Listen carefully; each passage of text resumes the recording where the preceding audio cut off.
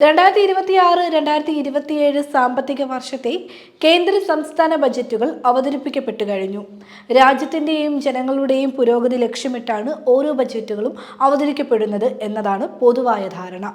BJP സർക്കാരും ഇതിനകം ഒരു ഡസൻ ബജറ്റുകൾ അവതരിപ്പിച്ചു കഴിഞ്ഞു. പ്രഖ്യാപനങ്ങൾക്കും അവകാശവാദങ്ങൾക്കും ഒരു കുറവും ഉണ്ടായിട്ടില്ല.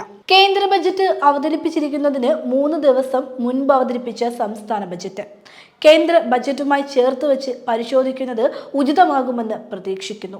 കേരളത്തിന് ഒരു ഇടതുപക്ഷ മനസ്സുണ്ട്. ഇവിടെ അവതരിപ്പിക്കപ്പെടുന്ന എല്ലാ ബജറ്റുകളിലും അതിന്റെ മുദ്ര പ്രകടമാണ്.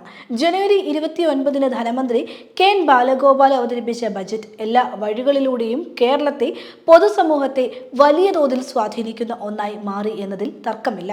BJP സർക്കാരിന് ഒരിക്കലും ദഹിക്കാത്ത ഒന്നാണ് തൊഴിലുറപ്പ് പദ്ധതി. വേതനം വർദ്ധിപ്പിച്ചില്ല. ഇന്നിപ്പോൾ പദ്ധതി തന്നെ ഇല്ലാതാക്കാനാണ് നീക്കം. അതിന്റെ ഭാഗമായി 40% ബാധ്യത സംസ്ഥാനങ്ങളുടെ ചുമലിലാക്കി. ബജറ്റിൽ ഇതിനുവേണ്ടി വകയിരുത്തിയിരിക്കുന്നത് 95,692 കോടിയാണ്. കേന്ദ്രം പ്രഖ്യാപിച്ച പ്രതിവർഷം 125 ദിവസം തൊഴിൽ നൽകണമെങ്കിൽ 2.32 ലക്ഷം കോടി വേണം. അതിനർത്ഥം സംസ്ഥാനങ്ങൾ കൈവിട്ടാൽ പദ്ധതി ഉണ്ടാകില്ലെന്നാണ്. 12ാം ക്ലാസ് വരെയുള്ള വിദ്യാർത്ഥികൾക്ക് ഇൻഷുറൻസ് ഏർപ്പെടുത്താനും ആർട്സ് ആൻഡ് സയൻസ് ബിരുദ വിദ്യാഭ്യാസം സൗജന്യമാക്കാനും തുക വകയിരുത്തിയിട്ടുണ്ട്. രാജ്യത്ത് ആദ്യമായി ഒരു വയോജന ബജറ്റിനു കൂടി സംസ്ഥാനം രൂപം നൽകി.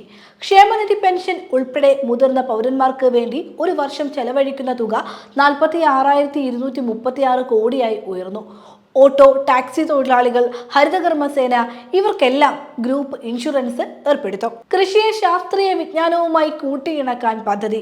SC/ST വിഭാഗത്തിൽപ്പെട്ട വനിതകളെ ശാക്തീകരിക്കാൻ വനിതാ സമൃദ്ധി പദ്ധതിക്ക് 60 കോടി. ഭക്ഷ്യ പൊതുവിതരണം ശക്തിപ്പെടുത്താനും വ്യാപകമാക്കാനും കൂടുതൽ തുക. വനിതാ പാർക്കുകളും പ്രവാസി പാർക്കുകളും സ്ഥാപിക്കും. 1 ലക്ഷം നാനോ സംരംഭങ്ങൾ.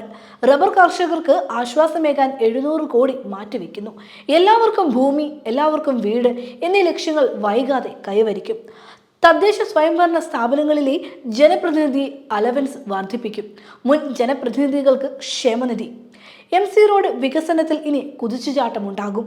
ഇതിനായി 5217 കോടിയും തിരുവനന്തപുരം കാസർഗോഡ് അതിവേഗ പാതയ്ക്ക് 100 കോടിയും മാറ്റിവെച്ചിട്ടുണ്ട്. രാജ്യം കൈവരിച്ച പുരോഗതിയെ കുറിച്ചാണ് 12 വർഷങ്ങളായി മോദി പറഞ്ഞുകൊണ്ടിരിക്കുന്നതെങ്കിലും ലോകത്തെ ഏറ്റവും കൂടുതൽ ജനങ്ങൾ നേരത്തെ മരിക്കുന്നവരുടെ രാജ്യമാണ് ഇന്ത്യ. ദാരിദ്ര്യം, നിരക്ഷരത, ശിശുമരണം, ചികിത്സ കിട്ടാതെ മരിക്കുന്നവർ, വീടില്ലാത്തവർ, തൊഴിലില്ലാത്തവർ, ശുദ്ധജലം കിട്ടാത്തവർ, സ്ത്രീ സുരക്ഷ ഇല്ലായ്മ തുടങ്ങി ഒട്ടേറെ കാര്യങ്ങളിൽ ലോകത്ത് ലജ്ജാകരമായ 1ാം സ്ഥാനമാണ് ഇന്ത്യക്കുള്ളത്. ഈ സ്ഥിതി കൂടുതൽ വഷളാക്കാൻ ഉപകരിക്കുന്ന ബജറ്റാണ് നിർമ്മല സീതാരാമൻ ഫെബ്രുവരി 1 അവതരിപ്പിച്ചത്. ജനങ്ങളെ ബാധിക്കുന്ന വിഷയങ്ങളിൽ ഓരോ വർഷവും ബജറ്റ് വിഹിതം കൂട്ടുകയാണ് സാധാരണ ചെയ്യാറുള്ളത്. കേരള ബജറ്റിൽ ഇത് പ്രകടമാണ്.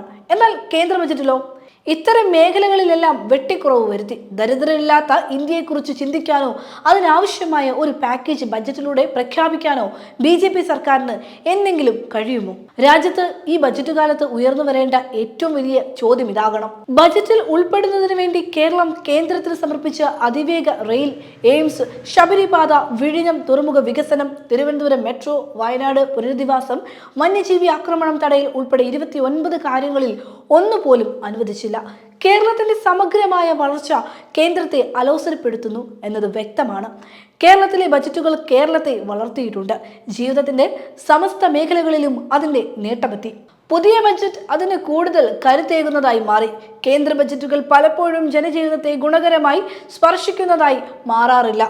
പുതിയ ബജറ്റിന്റെ സ്ഥിതിയും അതുതന്നെയാണ്. കേരളത്തെ സംബന്ധിച്ചിടത്തോളം കേന്ദ്ര ബജറ്റ് എല്ലാ അർത്ഥത്തിലും ദുരന്തം വിതയ്ക്കുന്ന ഒന്നായി മാറിയിരിക്കുന്നു.